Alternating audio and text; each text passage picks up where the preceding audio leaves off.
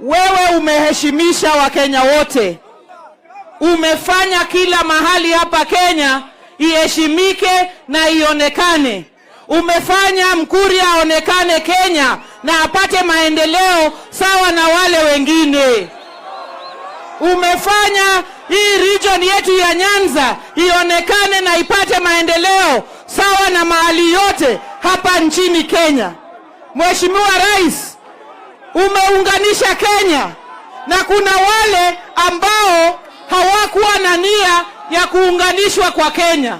Wale wa kabila, wale ambao wanazungumza mambo ya shareholders, na nimeona juzi wanasema ati wanatupea mawaidha.